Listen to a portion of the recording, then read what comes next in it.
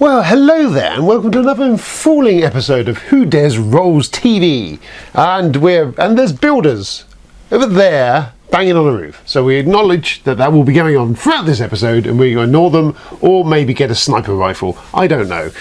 So what's going on? Well, it's another thrilling week, and most thrillingly of all is today saw the release of, this is not board game related in any way whatsoever, 2000 AD, issue 2000 of 2000 AD. Now, personally, I have been a reader and follower of the 2000 of the AD for many, many years, of its 40 years, and it's been running, and it involves various fantastically cool characters like Judge Dredd, Strontium Dog, just loads of them. And this new 2000th edition includes loads of those characters, all the classic writers, all the classic illustrators, Brian Bolland, Carlos Ecose, all of them have come back in, Kevin O'Neill, to do some fantastic art on all the classic characters. I haven't yet fully read it. It is a classic, though. It is, I'm using classic a lot, but it's classical.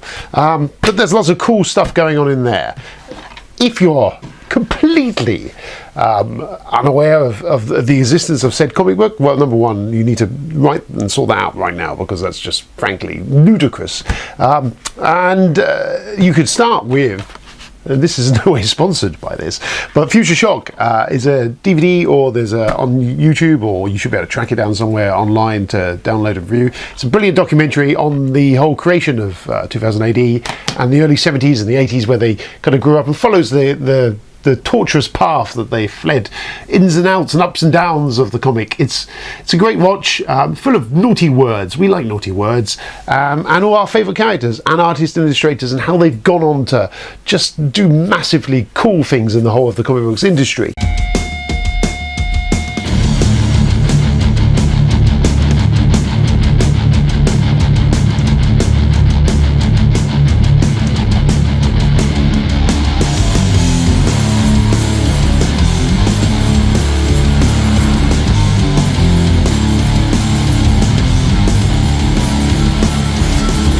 People thought we were going to be rather nice and middle class, and boy, were they in for a shock. People tend to think of comics as being very kind of throwaway entertainment, but this was some deep political stuff. 2000 AD was something radically different from anything that had been done before. They were sort of glorious hippie anarchists. They were doing it better than the American comics. This isn't like Spider-Man.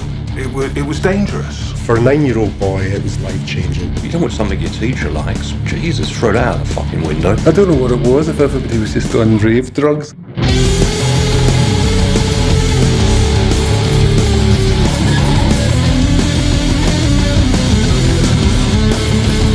He's never really gone for sort of the traditional Hollywood Disney route.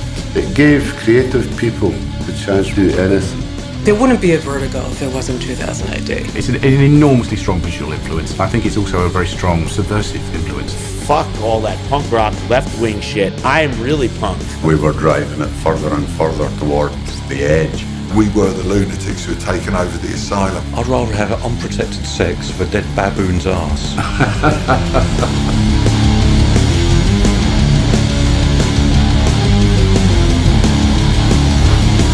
There's always a lot of violence in my stories because it's fun.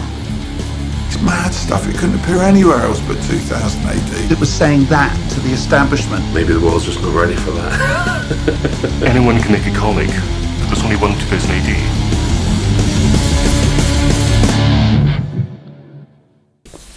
So there's that. So obviously off the back of that, well, I was very excited. I decided, and I am doing currently a review on Judge Dredd the board game, which has been with me since 1982. This is one of the oldest board games I own. As you can see, it's seen better days, if I'm absolutely honest. But it's a precious thing to me. And this was what kind of got me rolling in the hobby, was Judge Dredd the board game from Ian Livingstone. He of the fighting fantasy books. It's a cracking board game. You know, it still stands up very well. It's kind of Ameritrash, British game involving lots of take that and lots of doing. We've had a recent play of it again, and it still stands up crackingly well. It's got brilliant art in it. Tough one to track down, if I'm honest, but a good game. So coming this week is a review of Judge Dredd the board game. There was other reasons very, very good reasons for me to re-look at this, aside from 2018 and it being Judge Dredd, is some of the big news that's happened in the last couple of weeks was the bust-up between Games Workshop and Fantasy Flight Games. Now, if you've not been following that, what that's been is the two companies have split up asunder. They've moved apart. Up to recently, for the last 8 years, Fantasy Flight have been putting out some Games Workshop titles, licensed, a lot of 40k stuff like Forbidden Stars. Talisman is one of theirs, a classic Talisman. Love it or hate it, Talisman's a thing. And they pretty much brought Talisman all the way through for this 8-year run and kind of almost finished the game in its various expansions and stuff. So what's happened? What has occurred? So the license agreement has terminated between the two companies, and so Talisman, Forbidden Stars, a lot of the 40k license stuff, all of that Blood Bowl has all skimmed back to Games Workshop. Now, to be believed from Fantasy Flight's press releases, this has all been perfectly friendly and lovely and fluffy and all that. I suspect there's probably an underlying rot to that. Games Workshop, I have started aggressively moving back into the board game sector. They've started republishing stuff. They've done Lost Patrol, the recent Silver Tower, lots of other stuff coming out pretty soon or on the cusp or out now. So they're back into the board games. Personally, I used to love Games Workshop when they produced board games. Classics like Judge Dredd, Cosmic Encounter, Chainsaw Warrior, Rogue Trooper, 2000D licenses. Talisman, they brought tons of stuff out, and they were kind of integral in my growing up of the hobby, and I had nearly all of them, probably, of those games, and still own many of them, and they're cracking games. Fury of Dracula, throwing another one in there. I'm just going to spout words as we go on for this. So what's it mean for the hobby? Who knows really at this moment? It's very early days. What it has meant is everyone in a panic buying frenzy has bought up pretty much all of the FFG stuff that's out at the moment. You just can't find it now at a reasonable price. It saddens me because my Talisman collection is not complete and now probably never will be. And I do like a bit of Talisman. Coming up in the next couple of weeks, I will be having an epic Talisman game. Yes, a game involving all the expansions. We'll probably go on for 8 hours. So that's something to look forward to. So, what it means for the hobby, we don't know. We're going to have to watch this space, have to look and see what happens, and hopefully Games Workshop will do good by this and republish some of this stuff. Chaos in the Old World, another game thrown out there. If that game is lost to the eons, it's terrifying. Eric Lang, a cracking game of area control, kind of forerunner to Blood Rage to a certain extent. Hopefully we'll see some of this stuff republished under Games Workshop's banner and not lost forever, which would be a sad, tragic day. Now, other stuff of interest. Kickstarter. Yes, so Kickstarter. A few things going on in Kickstarter at the moment. The London board game company, which I've got some of their cards here. They, in the summer, we met up with them at the UK Games Expo and we discussed the football game.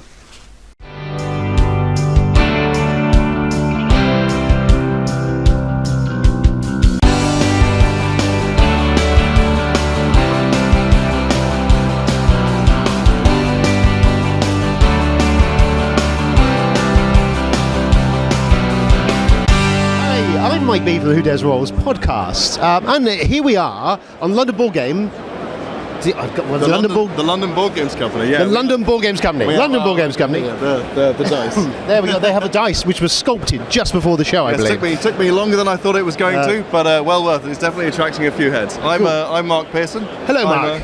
I'm one of the trio of the London Board Games Company. We are a family trio based in London. We are aspiring designers, board games lovers, sports fans, as you may be able to tell. We have been keeping this under wraps for about 3 years. It's been in development for about maybe 3.5 years, and it's been just a labour of love.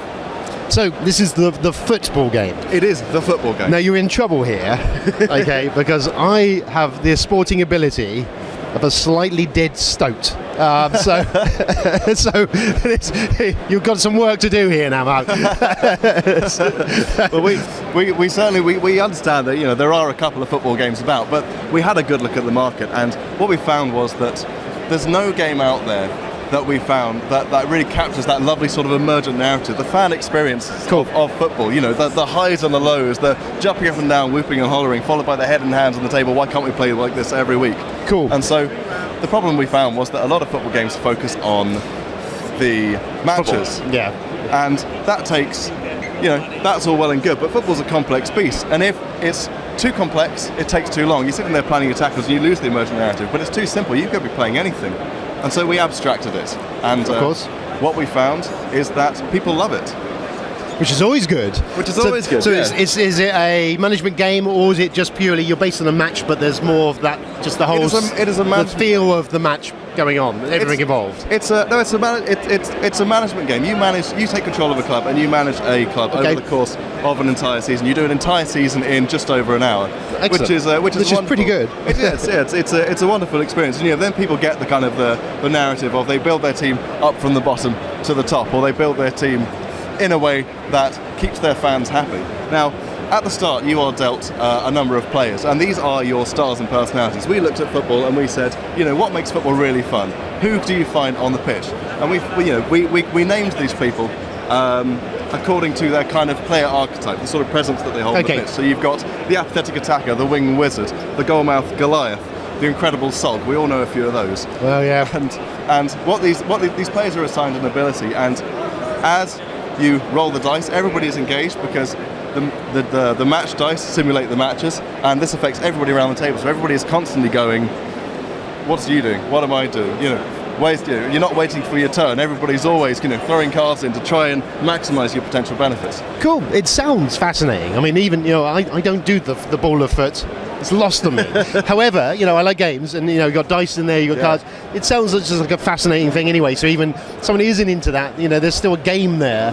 At the end of the day, it's still a decent game that you can get into. Well, absolutely. The themes, you know, adds. If you're into the theme, you're going to get a hell of a lot more out of it. Well, exactly. That was exactly our experience of it. We, I am, say, less of a football fan than perhaps my counterparts Simon and Joe are. But I love a game that drives an emergent narrative, that has that replayability of it's different every time, and where you build a story. And as you know, and as your audience will know, you don't have to like the concept of a game, you know, the theme of a game to enjoy the game. If the mechanics are good enough, they will speak for themselves and you will enjoy it. Indeed. Baseball highlights last year, for example, did exceptionally well. Ticket to Ride, you don't need to know a thing about trains. It's a great game. No. And we certainly find that here, because you think, you know, sometimes that the interests of board games, the interests of sports fans, there's maybe a little bit of a parallel. Yeah. So we were very careful to design the game that you didn't really have to have a knowledge or interest in it. You know, with the naming convention and with the characters, you may be able to see on my shirt our flagship man, the Bob of the Borough.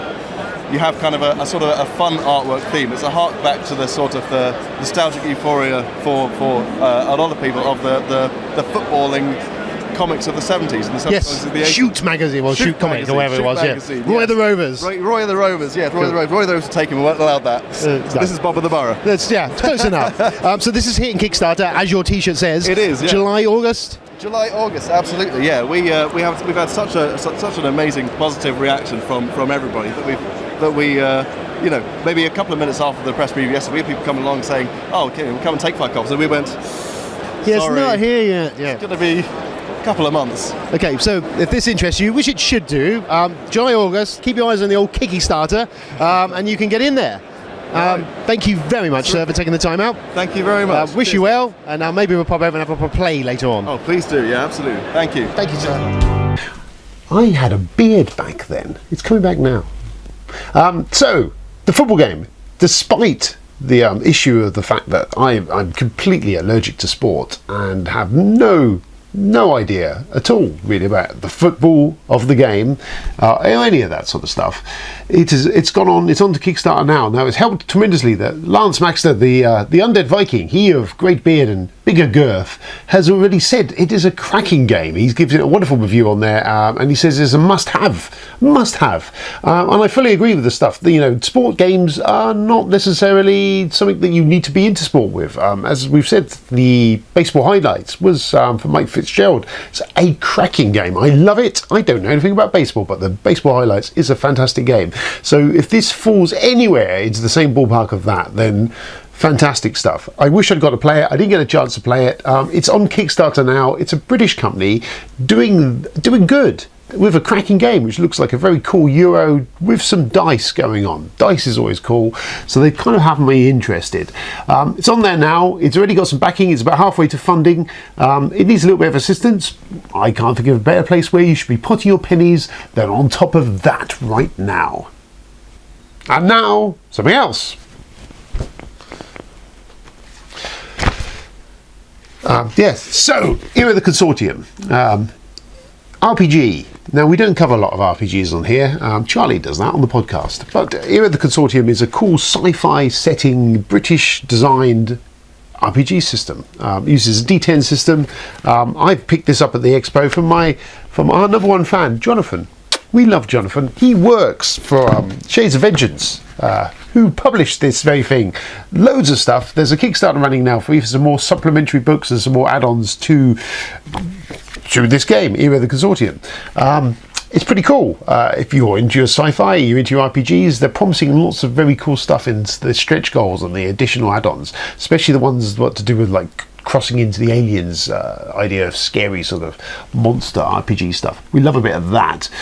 So again, if you're looking for a few shekels to throw in the right direction, then where better than a bit of sci-fi RPG goodness? Yes.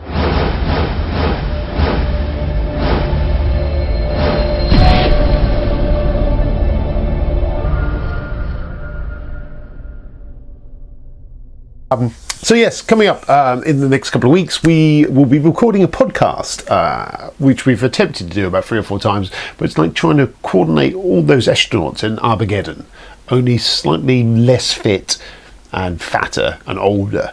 But that's failed miserably. So hopefully we should be getting a podcast where we'll be discussing Scythe, where Ben and Charlie and all that will be throwing in their own opinions on that, and a spot of Manchester Madness, and probably a little bit on Essen, which, speaking of Essen, very exciting. Essen Spiel in literally less than about 2 to 3 weeks will be happening.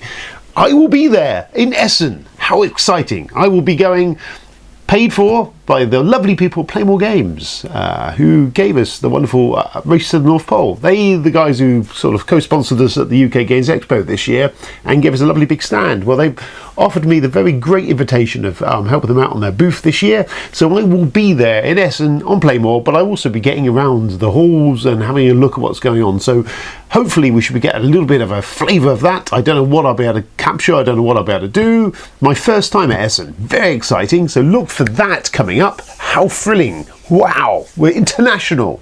What else is coming up? Well, we're looking at this, which is no use to you. It's a white box. But this is Nothing to Declare, which is coming to Kickstarter in the next few weeks, I believe. It's a really cool little sort of game involved in an airport, and you're smuggling strange goods through, and it's a game of bluffing and deception of your friends and all that. It's kind of cool. It's got some very good artwork, which you can see a bit of it there. And we'll be looking at that more closely soon in the next few weeks. Other stuff coming up, more videos, no doubt, I'm sure. We're going to try and sort of get this into a pattern and a thing that happens fairly regularly. Subscribers, well, we have a whole 20 subscribers on YouTube, so well done all 20 of you. Hello, how are you? Jolly good. Don't be afeard to share us. Twitter, we've got over 1,000 followers on Twitter, which is very exciting. And Facebook's got a scattering. So we're trying to push out more. Now, what you will not know about, as no one seems to know about, is we actually have a Patreon running, which will help fund for stuff like these videos and the website and all that. I'll be honest, running one of these things isn't a cheap operation. I have sunk thousands of pounds into this effort so far, and well, you may think more for you. However, we're going to persevere, but if you, in the bottom of your hearts, you could maybe feel the need to pass a shekel or two our way to help us assist us in this grand enterprise that we produce, then all the better for you, sir. There's lots of goodies on offer and more stuff to come. So we love you. We love you, our listeners and viewers. We'd love you more if you paid us. And there's that. What's coming up? Not the UK Games Expo. Richard Denning, the man behind UK Games Expo, is his new game design is coming out at Essen, which is 9 Worlds, and we hopefully should have just in time, hopefully just be receiving a a copy of that to give you a review and a preview of that prior to this show, maybe a follow-up afterwards. Richard designed Tinker Tailor last year. It was a simple little card game, very cool little card game. Great for out of London. He's done lots of stuff. He does all sorts of stuff. He's a very busy man. But Nine Wales takes the whole Viking theme, which we love a bit of Vikings, love a bit of Blood Rage, and kind of gives it a Euro spin and a very Finky Man's version of those same sort of games. That's all we know at the moment. We did see him at the expo, had a brief look at what was going on. So look for that soon when we get a copy, and we will be giving you a rundown on it. Excellent. In a recent Facebook and Twitter discussion, it was brought to the attention that maybe femming up was a way to gather more followers. So Who Dares Rolls, always ready to go forward and break new boundaries, didn't see the opportunity how not to miss this. So here we are, femming it up, ready in advance for that. So all you new followers and listeners and people who are now on board for our additional femming, then we welcome you. This is it for us really this week. It's been lovely hearing from you again, and I've got my hair to do and everything else, and some nails, so I really haven't got time for this anymore. Have fun, have a good week of gaming, and I'll see you after I've had a lovely old bath and had a bit of a soak.